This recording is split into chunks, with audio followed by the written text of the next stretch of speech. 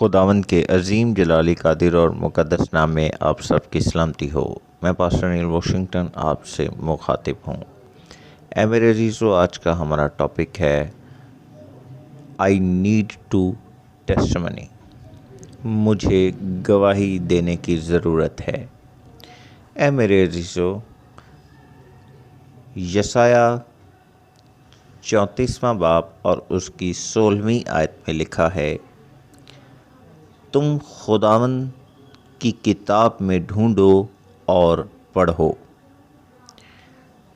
خدا کا کلام بیان کرتا ہے کہ تم کتاب مقدس میں ڈھونڈو، تلاش کرو اور پھر اسے پڑھو، اسے دیکھو۔ یسوع مسیح نے بھی کہا، ڈھونڈو تو تم پاؤ گے، دروازہ کھٹکھٹاؤ گے تو تمہارے واسطے کھولا جائے گا۔ یسوع نے کہا، تم کتاب مقدس میں زندگی ڈھونڈتے ہو۔ مکاشفہ 12 باب اور اس کی 11ویں آیت میں مرقوم ہے، جس کے پاس کلام ہے اس کے پاس گواہی ہے۔ ہم گواہی سے ہی ابلیس پر غالب آتے ہیں، یعنی ہم اپنے پاس جو گواہی رکھتے ہیں وہ خدا کا کلام ہے۔ جس کے پاس کلام ہے اس کے پاس گواہی ہے۔ گواہی دو طرح کی ہوتی ہے۔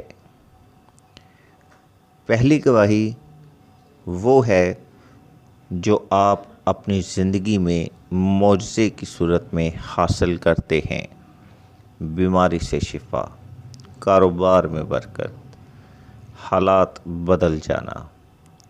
یہ وہ گواہی ہے جو آپ خود دعا کر کے یا کسی ممسوح کے دعا کرنے سے آپ کی زندگی میں معجزہ رونما ہوتا ہے۔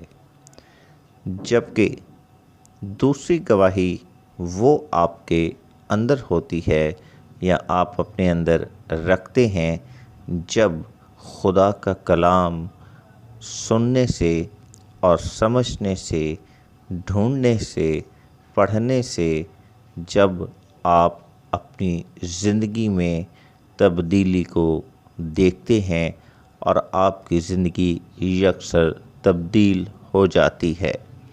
آپ سنتے تھے، آپ سنانا شروع کر دیتے ہیں، کیونکہ آپ کے پاس کلام ہے اور کلام جس کے پاس ہے اس کے پاس گواہی ہے۔ مکاشفہ 12 باب اور اس کی 11ویں آیت میں ہمیں 3 چیزیں نمایاں نظر آتی ہیں۔ یہاں برا کے خون اور اپنی گواہی کے کلام اور پھر ہمیں غلبہ نظر آتا ہے۔ ہمیں برا کے خون کے متعلق ہم وہ گواہی جو کلام کی صورت میں ہم اپنے اندر رکھتے ہیں اسی سے ہم ابلیس پر غالب آتے ہیں۔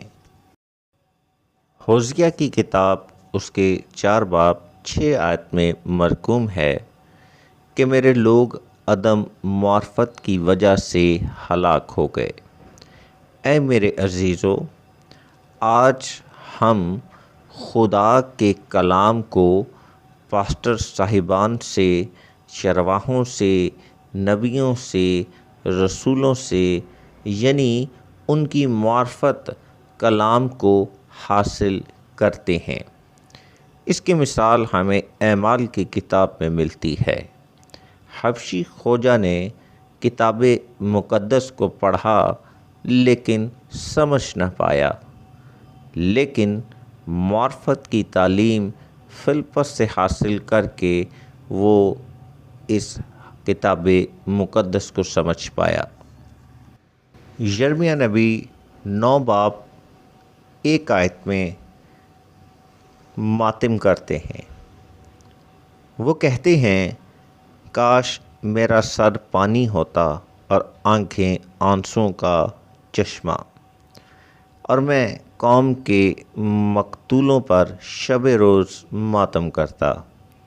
یرمیہ 10 باب 21ویں آیت میں خدا کا بندہ یرمیہ نبی چرواہوں کو حیوان کہتا ہے۔ چرواہے حیوان بن گئے، کامیاب نہ ہوئے اور ان کا گلا تتر بتر ہو گیا۔ یہاں ہمیں خدا کا کلام ان لوگوں کے متعلق آگاہ کرتا ہے جن کے پاس معرفت نہیں، گواہی نہیں، کلام نہیں، اور وہ ان چرواہوں اور ان لوگوں پر ماتم کرتا ہے اور انہیں مقتول قرار دیتا ہے۔ یہاں ہم اس بات کو جان سکتے ہیں کہ جہاں کلام نہیں وہاں گواہی نہیں، اور ہمیں اس بات کی اہمیت کا اندازہ ہوتا ہے کہ جہاں کلام ہے وہاں گواہی ہے، اور چرواہے ایک اہم کردار ادا کرتے ہیں۔ یرمیہ کی کتاب اس کے 23 باب اور اس کی 30 سے 32ویں آیت کی تلاوت کی جائے تو خدا ایسے لوگوں کا مخالف ہے جو ایک دوسرے سے باتیں چراتے ہیں، یعنی ایسے چرواہے، ایسے خادم جن کے پاس الہام نہیں ہے اور خدا ان کا مخالف ہے۔ خدا اپنے زندگی بخش کلام میں کلسیوں 2 باب اور 4 آیت میں بھی فرماتا ہے کہ کوئی لبھانے والی باتوں سے تمہیں دھوکہ نہ دے، اور یسوع مسیح نے متی کی انجیل اس کے 23ویں باب میں ان تمام چیزوں کو بخوبی بیان کیا اور ان کا سامنا ہوا۔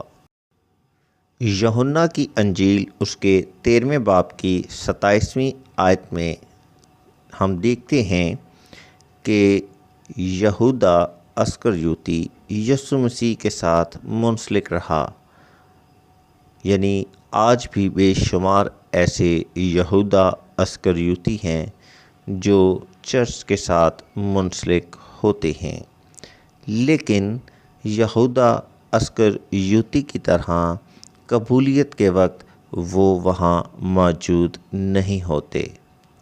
یعنی آج کئی لوگ چرچ میں تو ہوتے ہیں، لیکن جب کلام سننے کی باری آتی ہے یا تو وہ لیٹ ہو جاتے ہیں یا اٹھ کر چلے جاتے ہیں، یا ان کا فون آ جاتا ہے یا کوئی ان سے ملنے کو آ جاتا ہے، کیونکہ یہودا اسکریوتی کی طرح ابلیس انہیں کلام کو اپنانے اور سننے سے روکتا ہے تاکہ وہ کلام کو اپنا نہ سکیں اور گواہی اپنی زندگی میں نہ رکھیں اور نہ ہی غالب آ پائیں، کیونکہ جب خدا کے لوگ غالب نہیں آتے تو ابلیس شیطان کی کنگڈم جو ہے، بادشاہت جو ہے،